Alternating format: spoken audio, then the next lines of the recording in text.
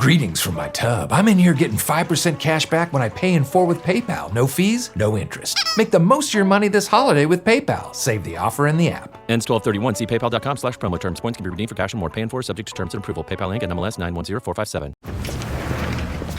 Hey, welcome into Walgreens. Hi there. Hey. All right, hon. I'll grab the gift wrap, cards, and, those stuffed animals the girls want. Great. And I'll grab the string lights and some... How about I grab some cough drops? This is not just a quick trip to Walgreens. I'm fine, honey. Well, just in case. You know what they say. 'Tis the season. This is help staying healthy through the holidays. Walgreens.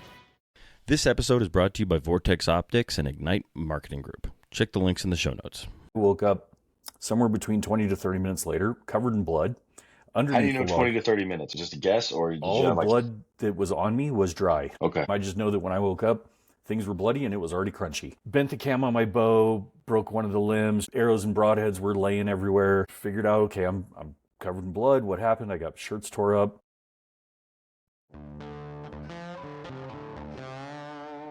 Howdy, folks, and welcome to the Hunting Stories Podcast. I'm your host, Michael, and we got another good one for you today. And also, again, I apologize for my voice. Still sick. It's been about a week. Starting to feel better, which is good, but hopefully next time you hear from me, I'm a little less, Barry White. But that being said, today we are connecting with Sam Westfall. Sam was introduced through a mutual connection, and he's out of Colorado, been hunting for longer than I've been alive, and man, he has some great stories for us today. Not only that, he's doing some really cool things with archery, PTSD, veterans, etc. So I want to thank Sam for coming on the podcast. It was a fun episode to record. Hopefully we can get together and shoot some sticks here soon. But beyond that, I hope you guys enjoy this episode, and make sure you check out all the links in the show notes. Sam's doing a lot of cool stuff. I'll let him tell you about it in the episode, but please check out what he's up to, and support him as well. But that's it, guys. Let's kick this thing off. Let's go ahead and let Sam tell you some of his stories. Thank you.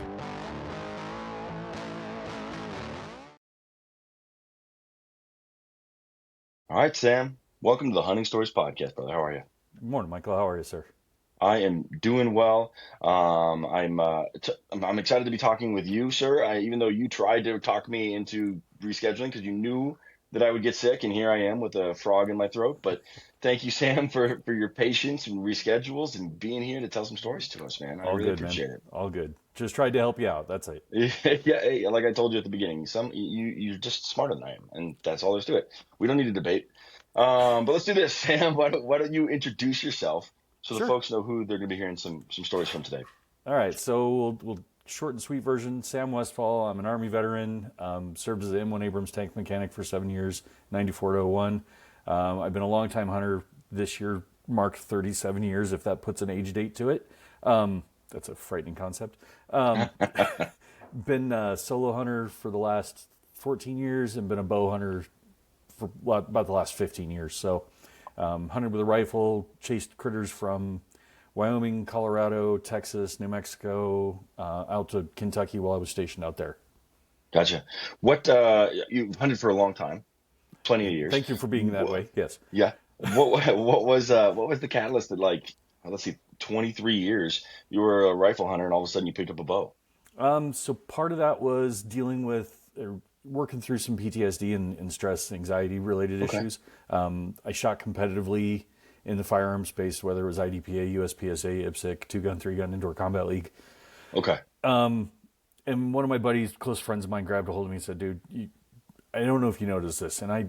But he said, but I noticed this. And what that was when I got back from any of my events, he goes, you're like an asshole for 4 days. And so it took me a little bit to figure out why. We all need a friend that will tell us that, I think. Right. It took me a little bit to figure out why. Turns out that putting a human silhouette downrange for me to shoot at after my time in service resurfaced a whole bunch of issues. And so he put a bow in my hand and he said, just shut up and shoot it. And I said, what's the difference? He goes, just shut up and shoot it. So grabbing the bow, pulling the bowstring back, realizing that the noise, the voices, everything just goes calm when you pull a bowstring back. You let that arrow fly, it's a whole different ballgame because a little bit of stress, anxiety, depression, PTSD, all go out with that arrow.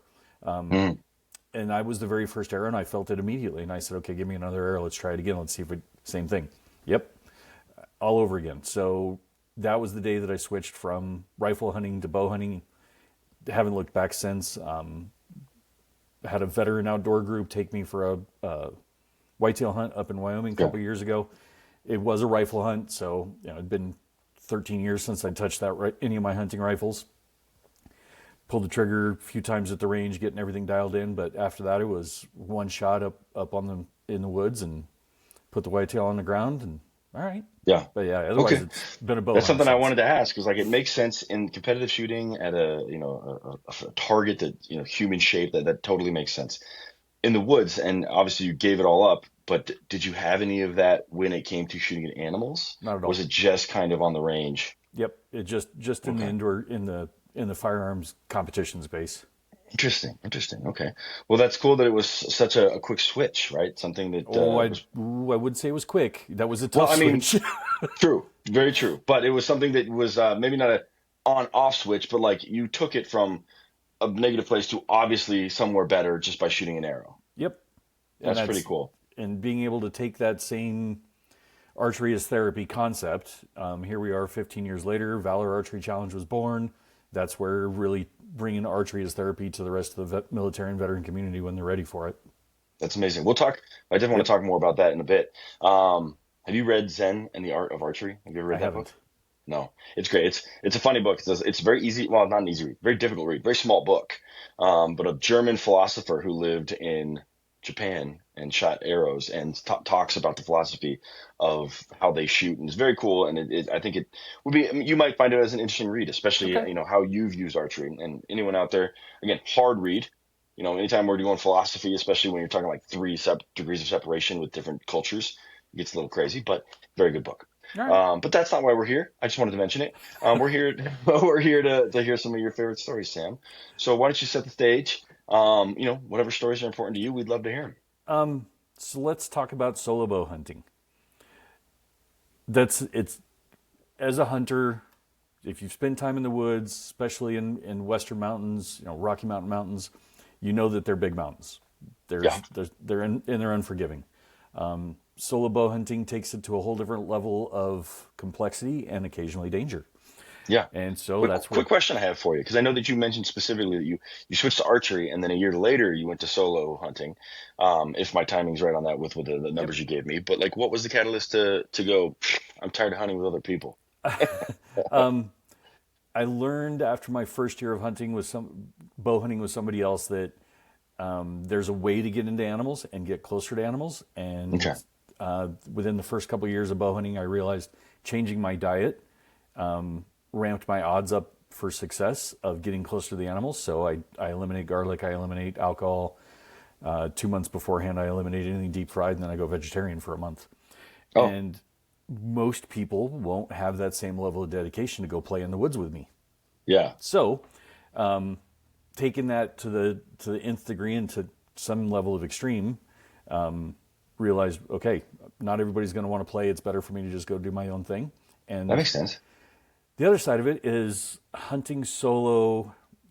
Elk hunting is for instance, instead of hunting with a buddy and you're set up in a scenario where you got your caller is 60 to 70 yards behind you and you're bringing that elk to you, or he's bringing that elk to you, you got to figure out how to do it on your own. And that creates a new level of complexity and challenge, which is a lot more fun for me.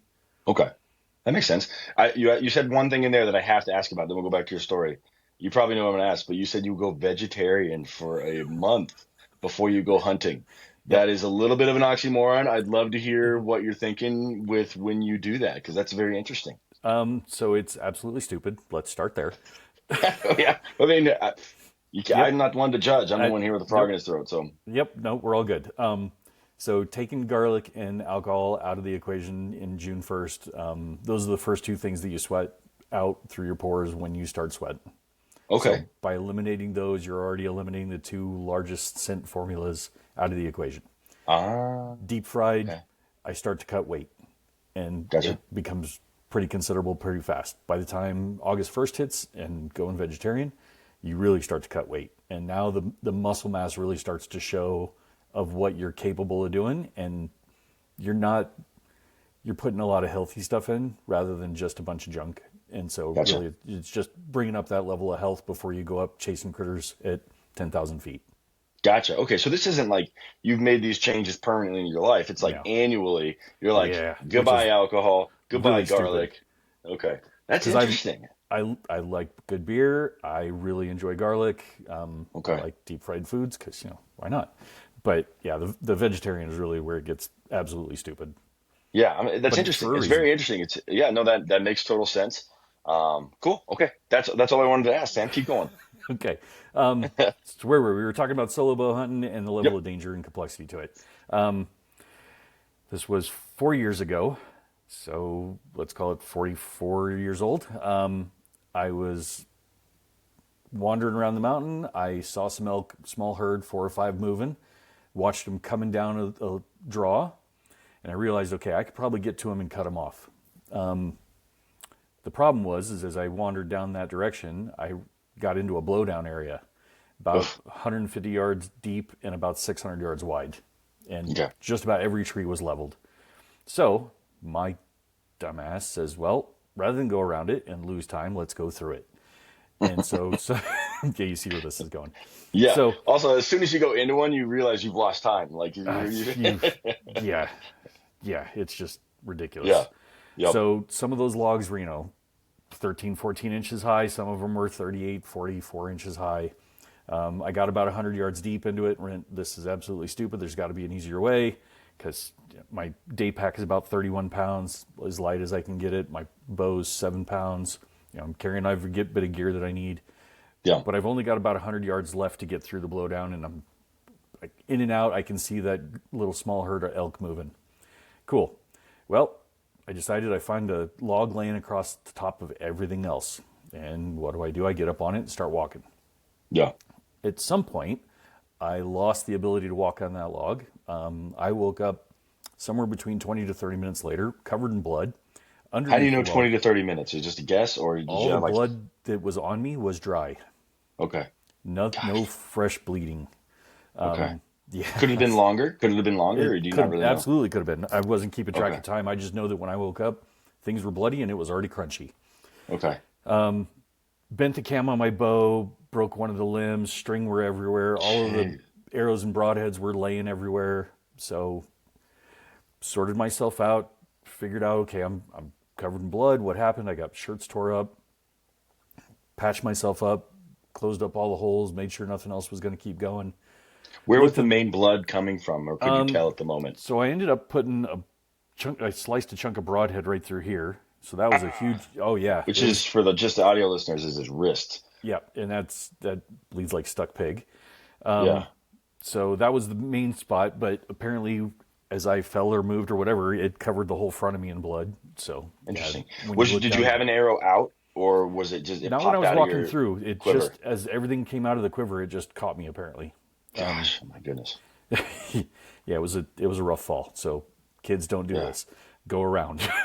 Right? Jeez. So got down to the bottom of the blowdown area, realized I can't shoot my bow, can't chase those elk like I want. Okay, make the trip back up to the truck, swap out my RX-7 for my RX-5, my backup bow, and let's go play some more because I'm stupid. How deep was the cut in your wrist? It not deep. It was a good probably half-inch long. Okay. Maybe, Just in one of those spots that made a lot of blood. Yep. Okay. Just enough for it to bleed. Okay. And so, made sure everything was wrapped up, cleaned up, put a little bit of bandage on it. All right, we're back to it. Any concussion tests or anything? You're like, screw it. Let's just grind. I'm already up on the mountain. It's Yeah. it's at least an hour and a half, almost 2 hour drive back down to the nearest town. No, let's just keep going. Because Yep. again, solo, stubborn, let's do it. Yeah. Head back down to that meadow where I was hoping the elk would be. Gave them about 2 hours. Sure enough, they were coming back the other direction. Put one down that day. Life's good. Made up for it, and even shot Yeah, it I with a backup guess. bow that not the primary. So, Yeah. Now, as a solo hunter, if for those of you that are listening or watching, if you've never packed out an animal, an elk by yourself, this is no joke. Anything that you've done for the hunt is the easy part of the work. Yep. Once you put the animal on the ground, now you're cutting it up by yourself, now you're hauling it off by yourself, and that's where every bit of discipline, stubbornness, agitation come out, and it's just put in the work to get it back to the truck. Yeah. So Yeah, that's what everyone says. Like now the fun part, right? Which is the shitty part, which is ruck. often where the hunting stories come from. It's like, yeah, I shot the animal, great. Here's where shit went crazy. It's the pack out. Yep. I've never packed out an animal solo, other than an axis deer. It's, whatever. I threw the whole thing in one pack and got out of there. Yep. So I have like daymares about like trying to pack out a whole elk or moose or something by myself. So good on you, man. Especially after smashing your head and cutting your wrist and all those things. I would not have kept going. So good on you. I too stubborn to quit. Yeah. And I guess. it's not the only occasion. Yeah. Probably 10, maybe 11 years ago, I was chasing some elk, heading straight up a steep hill. And again, 30-pound pack. I happened to lean back a little bit and look up the hill to see where I was going and what kind of angle I was at, and tumbled backwards. Oh my gosh. I almost had that happen. Lost about 100 yards. Oh my God. No thanks. When I shot a bull elk in 23, and I'm hiking out, and there's one spot where it's just super steep, and it's not long, right? Maybe 50 yards up, but just like you're holding on to like roots and whatever you can to, and so like I just got to a spot where I thought I had balance, or a spot that I could stand up, just to, like stand straight up, stretch my back a little bit, and all of a sudden I realized, oh yeah, I've got like 120-pound. I had the antlers on, and I had the cape and all of that stuff, and all of a sudden I'm like doing this, the wing flapping, trying to get my weight to go forward. Just I'm like, come on, just give me an inch, and I managed to get that inch, grab a bush, and pull myself forward as the bush pulled itself like out of the ground. But my God, that would have been such a bad. I mean, again, I wouldn't have fallen far, but you don't want to fall with a rack of antlers on your back. No, that's just a bad day all around. Yeah, and I was hunting. I don't know if you know Jermaine Hodge and Pat LaChaw, but like I do. This was my first bull. Yeah, and so I was like, guys, should I put the antlers down or the antlers up? And they're like, whatever, you're tall enough, you can put them down. So I got the antlers down, which catching on everything. We were walking through that bear brush that's just super thick and like 5 feet tall. So I'm like, if I'd gone up, this wouldn't have been a problem. Yep. And now I'm just here dragging. I was so tired. Up also has, depending on where you're hunting, up also brings a different level of challenge, because if you're in the trees, you're catching every one of those antlers on every branch as you go through. True. There's just no happy midpoint there. Yep. You're right. I didn't think about that. We didn't walk through many trees. In our situation, up would have been better. But maybe Pat and Jermaine still laugh at it. I don't know. Jermaine's a nice guy. I'm sure he laughs at everything. That's a good point. That's a real good point. Let's see, what else? One other thing I wanted to tell. I went hunting this year. I was just thinking about if I was hunting solo. I was walking back in the dark with two buddies, and we're walking across an old burn. And for whatever reason, it's not swampy or anything, but there's a hole, and I fell into this hole. One leg almost above my knee, which is a pretty deep hole. And like I'm there, and my buddies are laughing at me, and I'm like, guys, I can't get out of this. I like put my bow down, and I'm like, I need someone to lift me out of this. And I'm not a small guy. I'm 240. So I'm like, someone help me out of here. And so as you're telling your story about falling, I'm thinking, man, if I had fallen in that little hole walking back to camp, middle of the night, I don't know what I would have done. Like, it would have been a much trickier situation. So again, good on you, man. Walking in the dark. I don't know if I'm brave enough. Going in or coming out, going in the dark is already a whole different level of scary, because all the predators are out and you are fodder. Yep. 3 years ago, my mule deer, I dropped her right at dark. So I ended up cutting her up. So that was like, let's call it 7 o'clock at night here in Colorado. So the sun had just barely gone down. 2 hours to cut her up. Got that done, all under headlamp. But the whole time I'm cutting her up, I can hear coyotes all the way around me, howling and yipping within 100 yards. Yeah. They're hungry, and they know it's coming. So, all right, again, in the dark, middle of the woods, about 1.5 miles from the truck, same as you with your Axis, ruck up 130 pounds of mule deer and single pack out on the way out. Yeah. In the dark, just, every step is a question mark, even when you're running red lamp or white lamp, doesn't matter. Using the hiking poles as heavy as I can get them. It's a hike. Yeah. And then you got that heart pounding of the coyotes all the way around you. Yep. Yeah, man. Now in Colorado, they could be wolves. You never know. Very easily. Yep. Very cool. easily. Well, Sam, that was a great story. I mean, I'm glad you're okay. Did you ever go to the doctor? Like, or check your brain or anything? No? Okay. That's all right. Who needs a brain? Um, Too stubborn. It's all good. Hey, hunters. Have you ever had one of those stories, the ones that you didn't want to tell? The ones that end in failure? Yeah, I've been there. Actually, you know what? The culprit for me usually is bad optics, or worse, lack of using my optics at all. Picture this. I spot a trophy buck, or an antelope, or an elk, whatever it may be. My heart is racing, but the blurry view, or I just can't quite identify exactly what I'm looking at, it has me second guessing. Well, that's where Vortex Optics comes in. With crystal clear glass and rugged durability, Vortex gives you the confidence to take the shot. Don't let poor optics ruin your story. Make every moment count. Upgrade to Vortex and turn your hunting tales into triumphs. Visit vortexoptics.com today.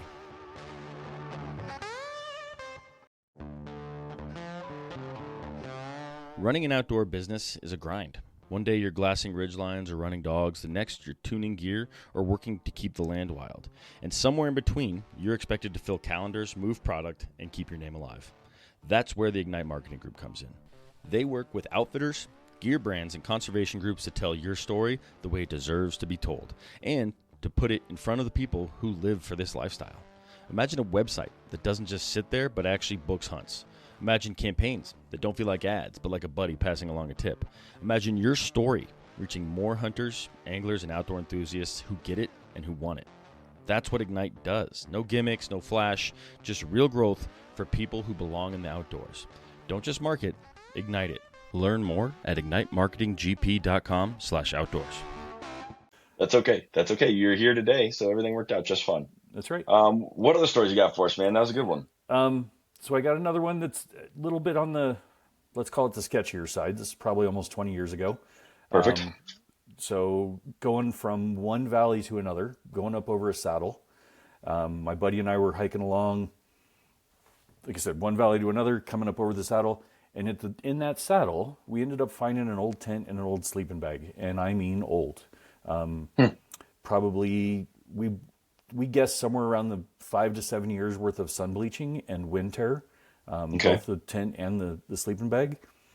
Didn't find anything else around it, but as you get up there and you see that and you start looking around going, okay, what else is up here, or what caused this, or what happened, or all the question marks start going through your head, and then going, should we really go into this next valley for a hunting trip, or something down there that's going to eat us?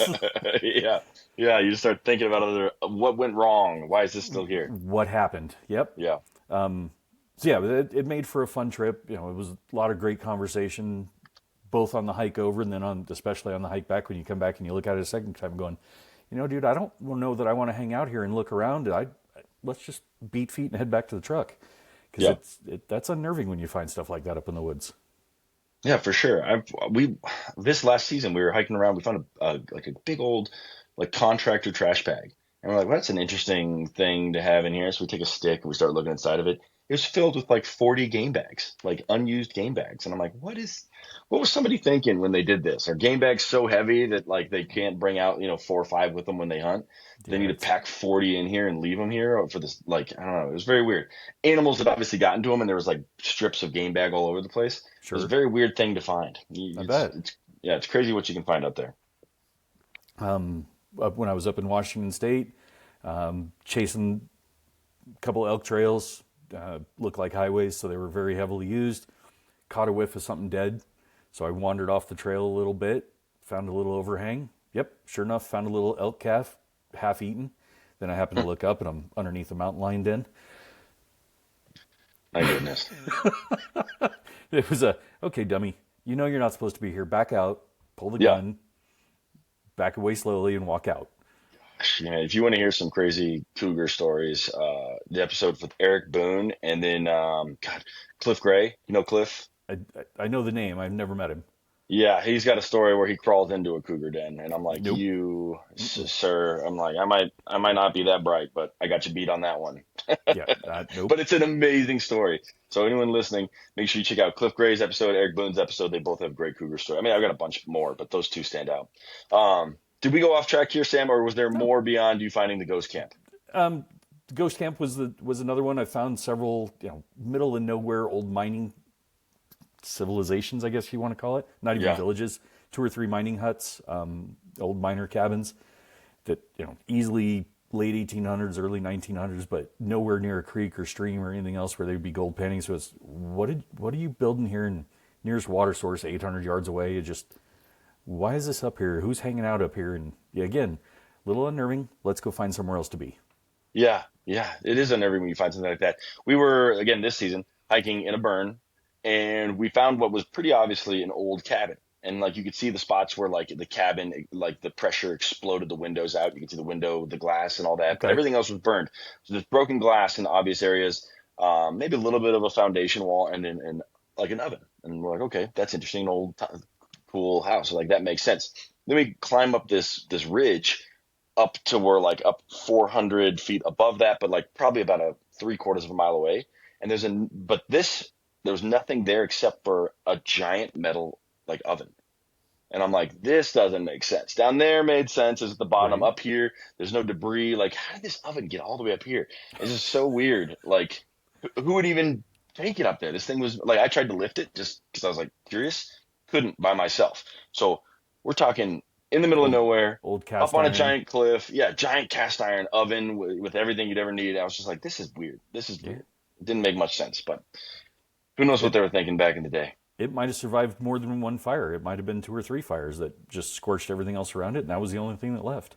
Maybe, because yeah, there's absolutely nothing there except for that, and like there weren't even, I don't know, there wasn't even grass. It was like a rocky top on top of this cliff. I don't know. Either way, it's fun to find stuff in the woods. I've also one time I went out with my buddy, and I went out with Jermaine and Pat, and it was they took me out. It was their honey hole. And my buddy and I, while scouting, found an old cabin, whatever. So we basically took a bunch of time to rip out a nail because I had a buddy who could turn it into a knife. And I was like, I'm going to turn this into a knife and give it to Pat. I'm going to give it to Jermaine as a gift. And so I ripped this thing out, and it was actually like a plank more than a nail because it came off of an old like thing you tie up a horse to. Okay, yeah. And so we took that thing. My buddy spent like an hour trying to, as I had lunch pleasantly, he spent an hour beating the hell out of this log to try and get this piece of metal off of it, to take it back, to turn it into a knife for these guys. And then I feel like it got lost somewhere, like it fell out of my backpack or something. And I was like, Oh, God, no. so frustrating. Yep. But it is fun what you can find back there. It's amazing what you find in the middle of nowhere. Yep. Absolutely. Again, probably more than 15, 16 years ago, chasing a mule deer around, trying to get close enough to take a shot. She bounced through a open meadow, and I stepped out in the open meadow. I happened to look over to the right, and there's a cow moose and a calf less than 10 yards from me. Oh, you tricky little bitch. Okay. Yeah. Yep, gotcha. Yeah, that's funny. So backed up into the trees, 70 yards out and around. Caught up to her a couple hours later. All right, you're done now. Yeah. You set me up. Gotcha. Okay. That's awesome. I've had a stock or two blown by a cow and a cow elk, and cow moose and a calf. Had that happen with Jermaine actually. I'll quit talking about him. He gets enough screen time. All right, Sam. What else do you got for us today? Let's see. We talked about some scary stuff. We talked about some fun stuff. Another moose adventure, hunting with a buddy. Let's call it 25 years ago. Okay. Chasing around. We were going for elk. We were splitting the mountain. I was going low. He was going high. We were on radios. As I'm walking along, I run into a cow moose. And she looked at me, wasn't really concerned about me being there. I knew he was still moving across the top of the mountain, though. And so, all right, gave her about 5 to 7 minutes trying to let her wander off on her own. Nope, she wasn't having it. She was comfortable where she was. So, all right, so I stepped out from behind the tree. Hey, sweetheart, you got to go. And that spooked her enough to where she took off. Well, she took off up the hill. So I chirped him. I said, hey, you got a moose coming to you. He said, all right. About 5 minutes later, chirps back, you asshole. I said, what? He goes, you said she was coming to me. You didn't tell me she was coming 100 miles an hour trying to run me over. When she left me, she was coming your way. That's all I can tell you. Yeah. Moose are funny because like if you're outside of 100 yards and they see you, they'll run. Yeah. But if you're like sub 70, they don't care. It's like there's like that weird band you got to get across where like all of a sudden they'll see, like I killed a moose 2 seasons ago. Congrats. Thanks. It was a cow moose, but still I got to like 40 yards, stood up, realized the brush was too tall and I couldn't shoot. And she's eyeballing me. And I'm like, crap. So I just sort of stepped to the side, being like, what else am I going to do? So I just walked sideways, full draw, until had an open shot, and waited until she turned broadside enough for me to fire. And she just stood there for, I don't know, probably 40 seconds. And I'm like, all right, that's fine by me. If you ain't going to go anywhere, I'll wait. If you'll wait. They don't consider us a threat. Yeah, that's true. But like I said, any moose that I found that same hunt, because we ran into a few, if I wasn't sub 70 or sub 100, they Right. see you and they run. They have no interest in things that are farther away, which is interesting to me. I don't know. Maybe Yeah, it's just anecdotal. I don't know. Yep. I had a bull moose run in 5 years ago. Was coming up. I was walking up the draw, chasing elk. Wasn't even chasing moose. Coming up the draw, and somehow this bull caught wind of me, and he was out in the scrub and just decided he was pissed off. Yeah. And so he ended up thrashing 4 or 5 little scrub bushes, tore a couple out of the ground, threw them around, dirt all over himself, just snorting and pissing everywhere. Fun to watch for a good half hour, and then I finally said, all right, I pissed you off enough. It's time to keep moving. Yeah. Yeah. When I shot my moose, I shot her late at night, and it was just it was probably the last 30 seconds of shooting light. So I saw her run, and I couldn't quite range where I thought she laid down. We were looking for blood, and we couldn't find any. Turns out because the arrow had pulled, quartering towards pretty hard. Right. It had lungs, heart, but then pulled out a little bit of intestine out the back hole. And Okay. so she didn't bleed like at all. So we gave up on that night and said, we'll come back the next morning. Plus there's a huge thunderstorm rolling in. We're like, let's just get out of here. Let's be safe. Yeah. The next morning we roll in and there's a giant bull moose. Well, first there's a coyote. My buddy's like, oh, that's cool. And I'm like, no, it's not cool. No. I was like, I killed a moose within 200 yards of here. This is very not cool. But then we go a little bit farther and there's a bull just blah, blah, just ripping trees out. And I'm like, this is awesome. Like, this is cool. Screw that coyote. This is super cool. We just stood there as he slowly just ripped every tree out and walked through the valley until eventually we were like, okay, we're comfortable to start looking for her now. Right. Which is great because I basically was ranging her, ranging, and I couldn't see anything, but the rangefinder doesn't care about light. It's so I'm ranging, and when my rangefinder jumped because I knew there's a tree behind her, I was like, that's when it's going from ground to tree. So I just put a pin using Onyx at the rough distance that thing jumped from like 70 yards to 120 yards. Okay. So I put a pin in that direction at 70 yards, walked to my pin, and it was within 5 feet of her. And I was like, That's yes. perfect. Can't go wrong with Yeah. that. Yeah. But the night before, I was like, there was a full pass through on the arrow, but we just weren't quite sure if she was dead. So we're like, let's just give her time. And So best thing you could do, especially for the size of the animals, the way that they'll survive damn near anything. yeah. And kind of to your point, you mentioned thunderstorms. Here, this year's been devastating for thunderstorms for hunters. Yeah. You know, Yeah. A couple There's guys two, here in Colorado, yeah. the one guy down in Louisiana, and then a couple in Carolinas. Yeah. I think 4 or 5 guys have passed away this year just from lightning. Yep. So it's crazy. One guy, even his dog was with him, and the dog Right. passed. So, but yeah, that Colorado one was crazy. That was in the woods when that happened. They were a fair amount Same. south of where I was hunting, but I remember being Where like, were you man, at? we'll talk about that later. We can't Okay. talk about that on the podcast. Come on. But I was yeah, up in remember- Walden that weekend, so Okay, I wasn't quite that far north, but yeah, I was a little bit farther south than you. okay. I won't say east or west, but I was a little farther south than you. Yeah, but yeah, that was crazy, especially because it was cool to see how the hunting community, like all these Facebook groups, All and came forums, together. everybody was like, "How can we help? What can I do? I've been in that unit. Here's my, here's information that I have." Right. It was pretty cool to see that. It was and it was also weird how everyone went pretty conspiracy theory on it because they're like, "Oh, their stuff's in their truck, and Right. like it doesn't make sense. Why would they leave that?" For the quick day, and then people were like, "Oh, they were talking to people, and maybe they got in that other person's car." There's all sorts of conspiracy theories that ended up just being lightning, but still, it's terrible. Well, and Yeah. it's hard when not only there's no communication, but there's no uploads from any of the electronics. Everything just went quiet. Yeah. And so, yeah, you got to. The hard part, search and rescue, had to go out, and they spent a week and a half looking for him. Yeah, and they were like less than a mile from their truck. Right. It was crazy, crazy. But well, that's a bummer right there. But what else? What else do we got, Sam? Give us a good one. Another good one. Let's go for a lot of good successes here in the last few years. The 4 years ago, my pronghorn shot was 1,200 yard stock and 94 yard shot to the pronghorn. Ooh, He a bow don't or a rifle? bow. Okay. That's a hell of a shot, Sam. I practice on moving targets, and my warm up shots are usually at 110, so I'm Yeah. very comfortable making those longer shots. And you have to be and if you're going to not be in a blind for antelope, you got to be comfortable taking those kind of shots. Yep. I The had an hard part antelope. was the 1,200 yard stock in. Yeah, right. Yeah. Antelope hunting. I don't know if I ever want to do it with a bow again. I say that until I get a tag, and I'll be like, yes. It's, since then, I try not to stalk them anymore, just because I know it's a lot of fun. I've had a great time chasing them, but sitting on a fence line in a blind while you're hot and sweaty all day, it's a whole lot easier. Yeah, yeah. I actually shot my antelope not too far from Walden, so we can definitely talk about all that later. But yeah, I took a 90-yard shot on an antelope that was just standing there. Like, they know your range, and they just stand there. And I was like, well, like, I was actually driving to go check in my blind, and I was like, well, he's just standing there. I'm gonna get out of the car, see if he's still standing there. So I got out of the car. He's still standing there.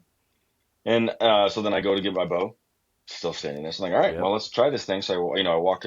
We weren't on a road. We were just on like a little trail. So I pull back 90 yards, and I just let go the perfect shot. Like, never felt better. And I'm like, yes. And then as it's going there, I realized there's a 25-mile-an-hour wind directly behind me, going right to it. So it didn't miss left, right. It went right over his back, and the fletching smacked him on his back. And I was like, nice. I guess clean miss. I'll take a clean miss. I'd rather have that than wound. Yeah. That wind got me. I've said it before on this podcast. I don't mind cold. I don't mind hot. But man, wind will frustrate the hell out of me, and Every time. questions whether or not I'm having fun. The wind does that quickly. Yep. So I even had the stalker bow, or the stalker decoys you put on the front of your bow. I got up to I snuck up behind an antelope on this big hill, and I'm up there, and I had that stupid thing on the front of my bow, and he's 60 yards bedded, and I'm like, I got this. And I get ready to shoot, and the wind rips the stalker, the decoy, off of my bow, and it's just because it's Velcro. Right. And that guy, that antelope did not look back. He just went straight and just ran. And I was just sitting there, and now I'm chasing my decoy on this top of this like little ridge. I was like, this is stupid. I hate antelope hunting. It can be, I would say, hunting elk is challenging. Hunting pronghorn is truly humbling. Yeah. That trying to throw a stock on a pronghorn from any kind of distance it's humbling altogether. But it's a lot of fun if you can get in there and make it successful. For sure. I mean, you might have 200 yards with no cover and 3 feet of elevation that you're trying to use to your advantage, and you're laying in sagebrush. Or cactus. Yep. I'm going to show you this guy. This is the antelope that I ended up getting on that hunt. But check out this. He has no prong on one side. No cutter at all. Yeah. Huh. Well, I mean, he almost looks like he wants to have one, but no I cutter don't know any better, but I'm going to assume that he got in a fight and maybe broke it off. Could be. Because it's scarred up. Yeah. Yeah. He was tired. And that's why I think I got lucky. And I'd rather be lucky than good. Yeah, that's fair. But it was a fun hunt, and he's delicious. Turn him into sausage, call it good. Yep. All right. Okay. I keep taking us on tangents, Sam. Sorry, I'm having fun. What else do we got? When you're talking pronghorn hunting, man, that's all tangent. It's all good. Yeah. What other stories do you want to share? So I have, for those that have never hunted pronghorn with a bow before, Michael mentioned it, hunting from a blind. I mentioned it, hunting from a blind, and that's all well and good. You can use an ultimate predator decoy or whatever decoy you want to throw out there.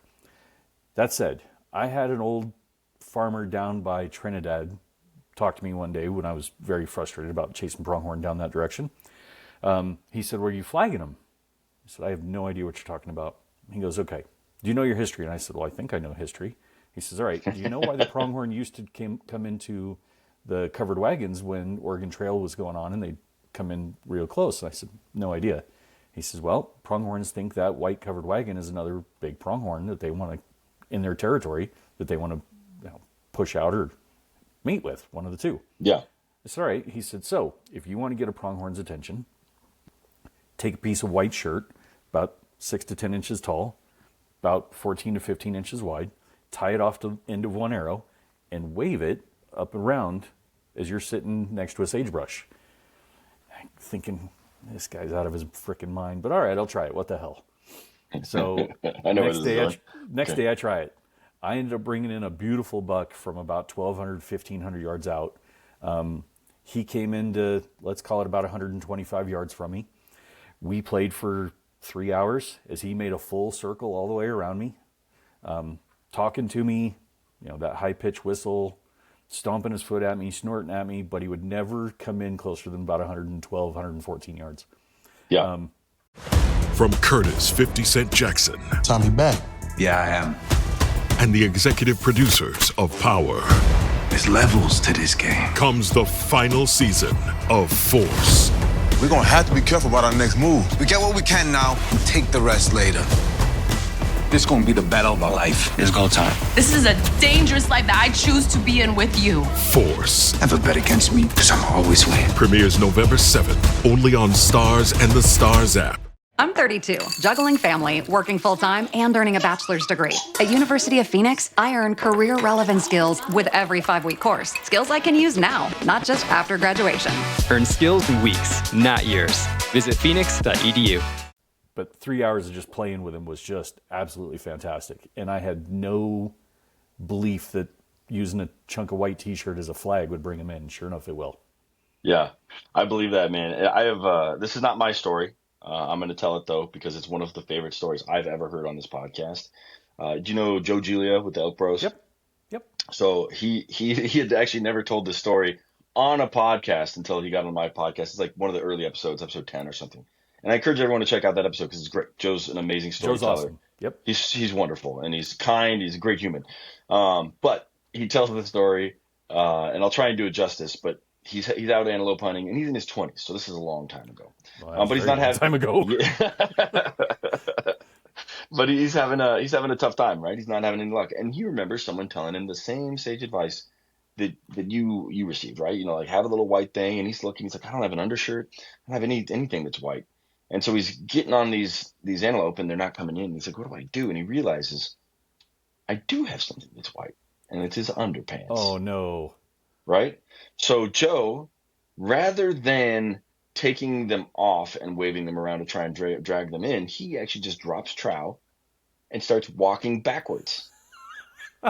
Okay. So he's showing them the full moon, right? So Joe is like, he's just scooting backwards through the sagebrush, hams out in his whitey tighties, just scooting, and he's like, this is working.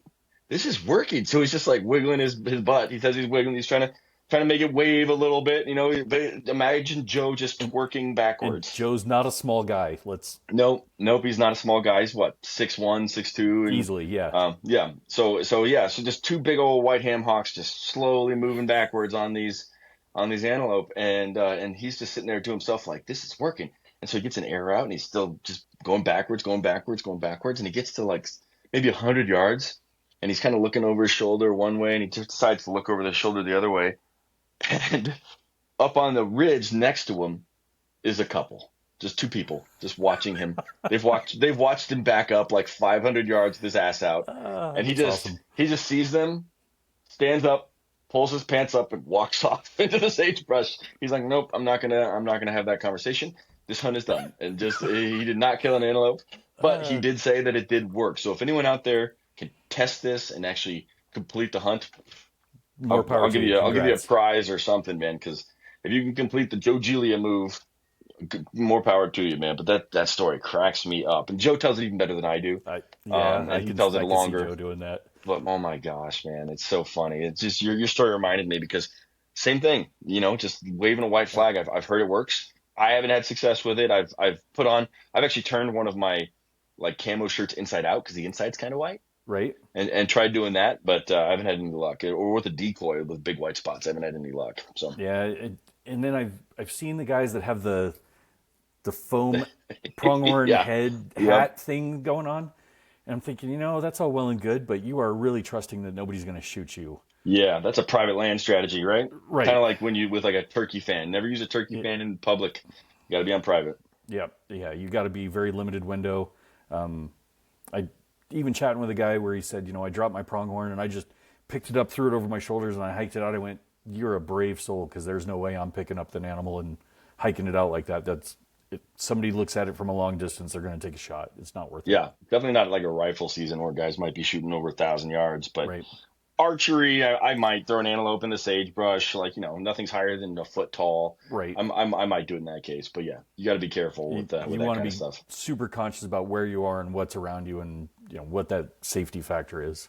Yeah, I always, even archery season things. Yeah, archery season, I carry around an orange vest in my pack so that if I ever do kill something, I can just like wrap it around the antlers.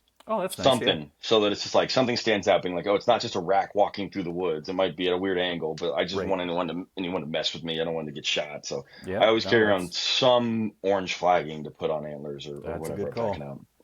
That's a good call. I haven't killed that many bulls. I don't try to chase the big monsters like Jermaine or anybody else.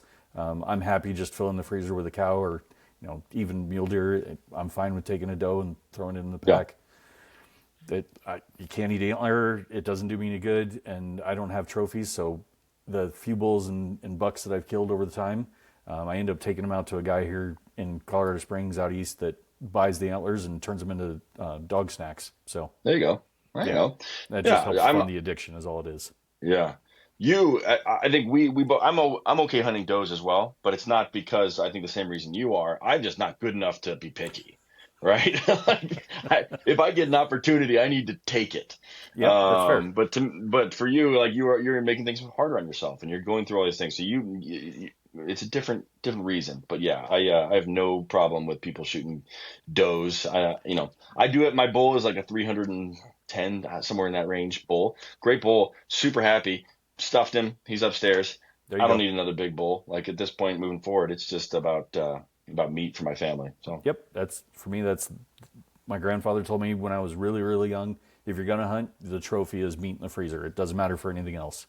And so 100%. I've kept that mentality. So I don't have any ivories, I don't have teeth, I don't have hides, no horns, no antlers. It's just not worth it. Not even feathers. Yeah, it's not my thing. It's filling the freezer. That's totally fine. Yep. Yeah, I have my like cow moose. So I was like, I'm Euro mounting that cow moose. I don't even care. Like I'm super excited about it. So like I do enjoy a trophy, but it's more about the memories for me. But it doesn't need to be antlers. It could be, a hide. Like you can see my access to your hide over there. Yep. So but that's cool, man. To each their own. Yeah, I've hunted, like I said, hunted pigs down in Texas. I've hunted javelina in New Mexico. They're all fun. They're all freezer filler. That's all they are. Yeah. So how do you like javelina as far as eating them? I hear mixed reviews. I'm curious. I'm curious now, especially with your response. It was a fun, interesting hunt. Everything was pokey and bitey and sticky, and I can't say I had a lot of fun because I ended up with a few thorns in my leg and thigh and arms, and flavor wise, not my favorite. And for an out of state tag, I think it was like $200, 230, something like that, for the 22 or 23 pounds of meat that I pulled. It wasn't worth it. Yeah. Okay. Well, good feedback. Yeah. I still would love to hunt one of them stink pigs. I hear they're mean little bastards, and also they're blind as a bat, so you can like get pretty close to them. And you can have some fun hunting them. But here's one of the things that my buddy and I learned while we were down there. Even if you find a water hole, even if you find fresh tracks, it doesn't mean they're going to come back that day. They might even not come back for 10 days. They can pull enough water off of the cactus that are down there. Okay. They don't have to come to the water hole all the time. And so that made that hunt a lot more challenging, a lot more fun, because we found fresh sign at the waterfall. We found fresh highways where they were walking through, dust kicked up on the leaves and branches from that morning. And where I figured, there's no way they're going up that hill. No, they went all the way up this steep, rocky nastiness, and going, you have legs that are like 8 inches long. How are you going up there? Nope, that didn't matter. Yeah, that's crazy. Yeah, I've never had the opportunity. But when I was a more novice hunter, I hunting some hogs. Now that I think about it, maybe they were javelina because they were a little bit more aggressive than hogs typically are. But I just didn't know any better back then because I've only been hunting for so long. But I would love to get after them at some point or another. Someday I'll get down there into the south and. I would say if you're gonna do it, go to Arizona. It's a whole lot easier than trying to do it in southern New Mexico. Yeah. Yeah. Okay. Good to know. What do you have any more stories you want to share, Sam? Otherwise, we can dive a little bit into what you're up to with Valor Archery and those things. Your call. I run through most of my stories. I mean, the rest of it, it's, got some really good missed stories, but not everybody wants to hear those. Hey, if you enjoy telling them, we'll like to. I'm sure we would enjoy hearing them. All right, so we'll go back to a pronghorn hunt. Okay.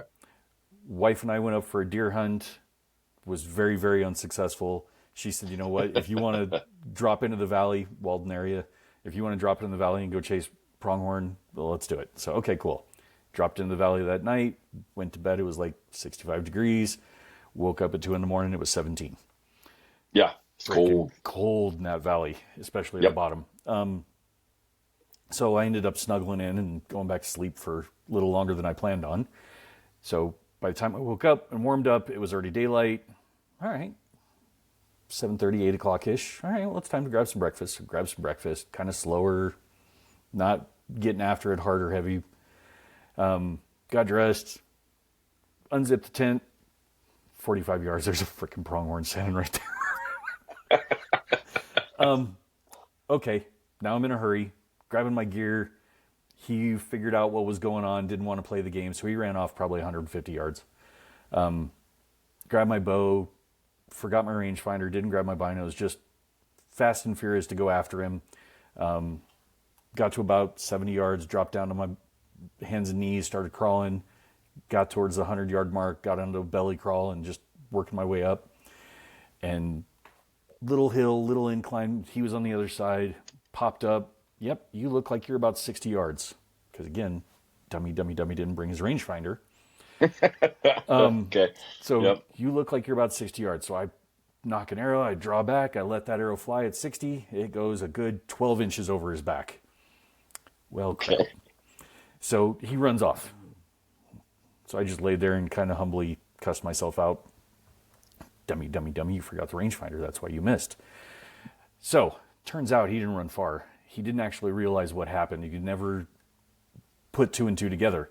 He ran up to my left at about 45 yards from me. Oh, jeez. Stomped and snorted at me was the only reason I even noticed he was there. So, knocked another arrow. Now he's full frontal on me. Again, not realizing a good solid distance. Drew back, let an arrow fly, just skimmed the inside of his shoulder as the arrow went by him, barely nicked him. Arrow went flying, good 180, 200 yards. Into the sage, you'll never find it. I did, actually. Oh, wow. An hour later. I lost plenty of arrows in that sagebrush in that same area. So pink and white fletchings, they go a long way in that shit. Dude, I have pink. Well, I might have had orange and white at that time, but I also had a Luminoc, and I still couldn't. And I was like, maybe I'll come back tonight. Yeah, but you're right. I've lost a ton of arrows in sagebrush. Yeah. But yeah, after the second shot, he finally said, "Okay, I'm not playing with you anymore," and he took off running. Walked back with my tail between my legs, head down, all the way back to the tent. Wife just looked at me, laughed, said, "You forgot the rangefinder." I said, "Yeah, sure did." Yep, would have been useful today. Yeah, hard lessons, but that's still okay. Fun. I've said it on the podcast before, man. The best lessons are self-taught. That's right. Those little mistakes that hopefully aren't too big, and you probably never will do that again. Right? Nope. Rangefinder's always attached to me now. So. Yeah. See, it's a quick and easy fix. You got to make a mistake one time to make a pretty good lesson for your life. But it's amazing how quick you learn it, and it sticks with you forever. Yep, 100%. Well, Sam, man, it was great to hear all your stories. I want to hear a little bit more about Valor Archery and then anything else that you want to share with the folks, because I want to come shoot this year. Very cool. Come on out. So before we get to Valor, let's talk about the other business, which is Archery in Motion, moving targets. Perfect. Yeah, absolutely. Let's start into 2023, early 2024. I was forwarding stuff to Joe pretty heavily because I knew Joe likes to play in that space of, elk hunting, elk coaching, and Joe Julia. Just want to make sure. Okay. Yep. Cool. Elk Bros really they've got a big following as far as the right way to hunt and how to train for it. I figured the moving target really be a good thing for him. So I sent Joe a couple direct messages on Instagram. He finally kindly replied, and I mean very kindly, "Hey, Sam, I appreciate it. I like what you're doing, but we're not interested." Okay, cool. Yeah. So I ended up going to an event down in Raton, New Mexico, took the moving target down there. Western Hunt Fest? That's the one. Ended up meeting Joe face-to-face.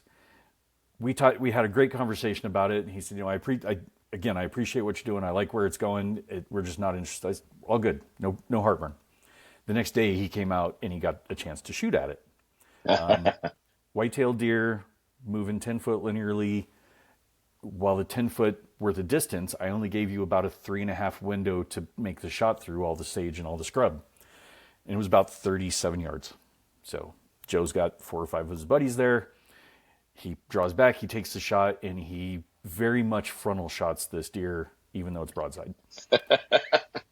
And he shoots, is it trad or is it just? He was on a compound. It's on a compound, okay. Yep.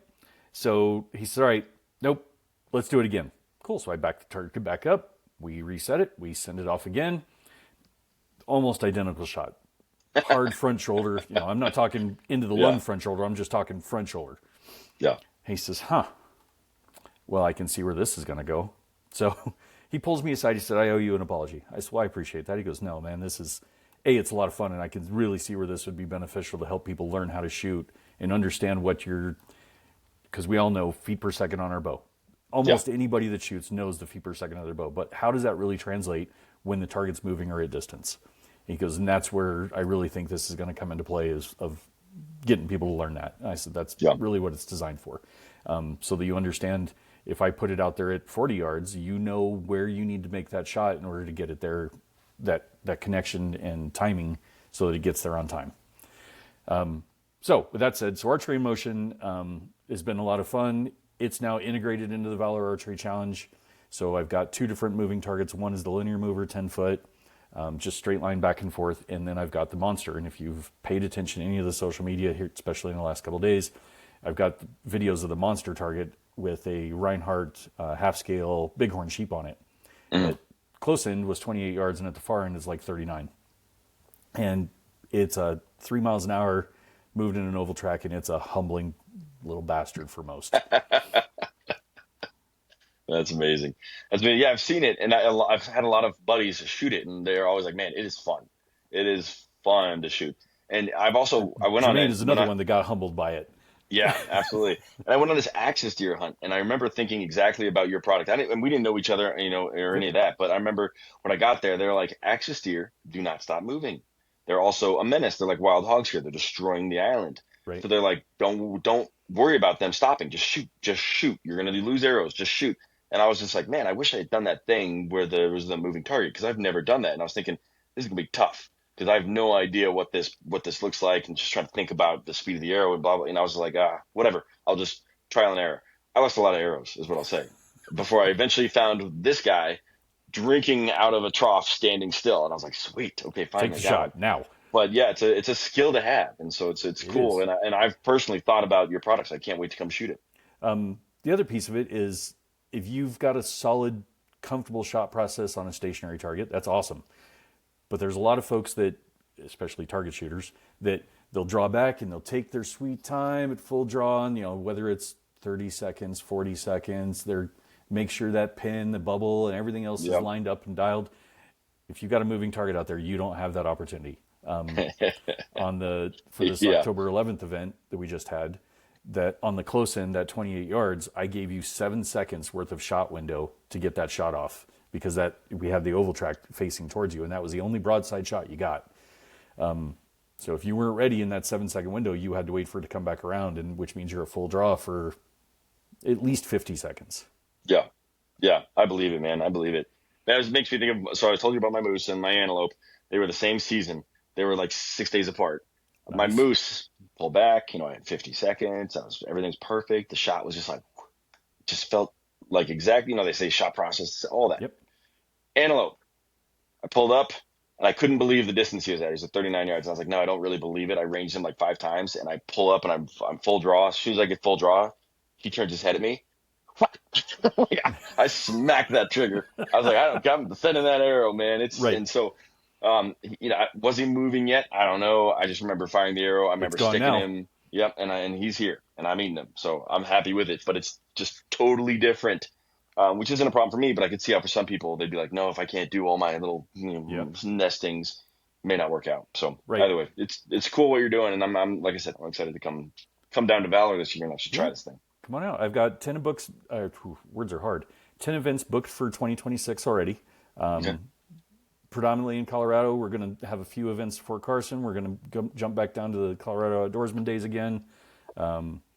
Colorado Outdoorsman Days. If you're not familiar, for you or anybody else that's watching or listening, big event, making sure it's for Coloradoans for responsible wildlife management and to save the hunt, so that we can push back against the anti-hunters, trying to keep it moving forward in the right direction. Yeah. Some big guests for that too. Cam Haines showed up for that 2 years ago, I think. 2 years ago. We also had Derek Wolf 2 years ago. We had quite a few big names out there this year. Jermaine's been a big part of it the last couple of years with the elk calling competition.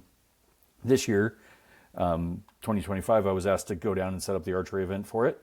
And because it's a flat open field with not a single scrub, tree, rock, or anything else, I had to create my own challenge. And that meant that the steel rib cages, the steel pillars, the steel fence line, the really stupid angle shots all came out in full force. And it was I've got a bunch of videos and pictures out on social media. Good challenge for a lot of folks, blew up a bunch of arrows for folks. But we also had, things like the clay pigeon shot. How often do you get to shoot a clay pigeon with a bow? Yeah. Or shoot a moving platypus with a bow. Yeah. That's pretty cool. So, yeah. Cool. Awesome, man. Well, let's talk about, you're talking about your events now, so let's segue into your actual archery events. Tell us a little bit about that, and then you can walk off into the sunset.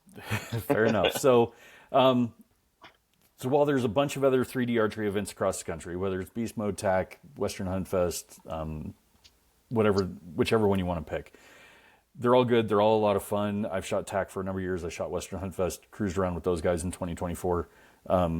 What I found and identified was really the fact that nobody was doing archery as therapy.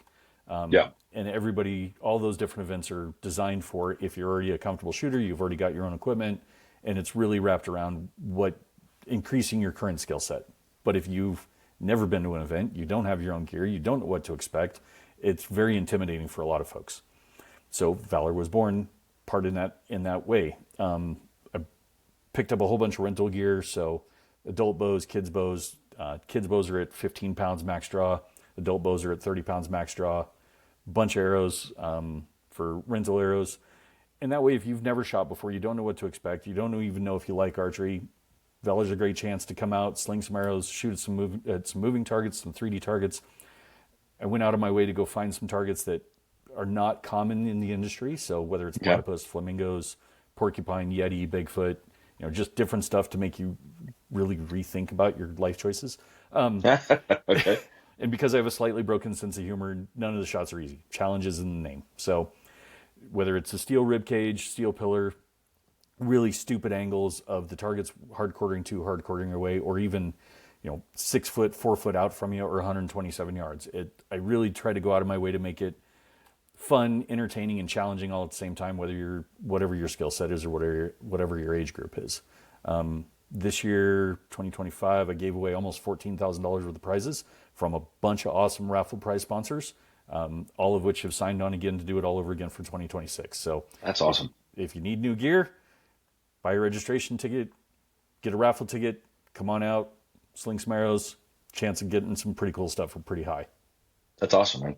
That's awesome. And like I said, it's been something on my list this year, even before our mutual connection connected us. Right. I was like, I'm gonna go do these this year because they just look like a ton of fun. So I'll be there. I'm not sure. I won't be at all of them because I got a baby on the way, so I have limited time.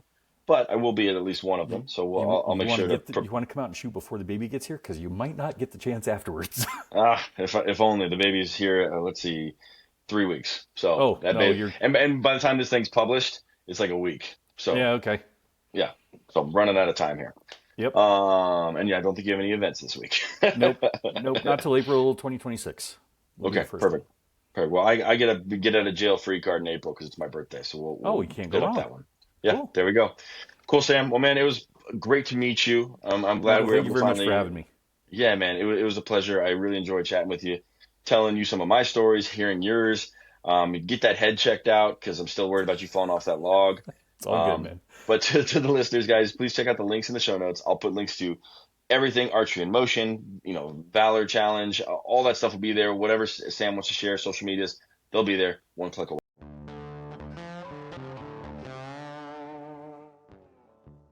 All right, guys, that's it. another couple stories in the books. I want to thank Sam again for coming on the podcast. I had to reschedule on him. Then I got sick, and we did it anyways. Either way, Sam, thank you so much for sharing. It was a pleasure to hear your stories. I know you have plenty more. We'll probably have you back on here again in the future. And for you listeners, again, sorry about my voice during the whole episode and the intro and outro here. We're going to keep this relatively short. Please give us a like, a follow, Instagram, whatever socials, wherever you're listening to us, whether it's Apple Podcast, Spotify, YouTube. Please give us a like and a review. It does help us grow. Thank you very much, guys. I appreciate you. Now get out there and make...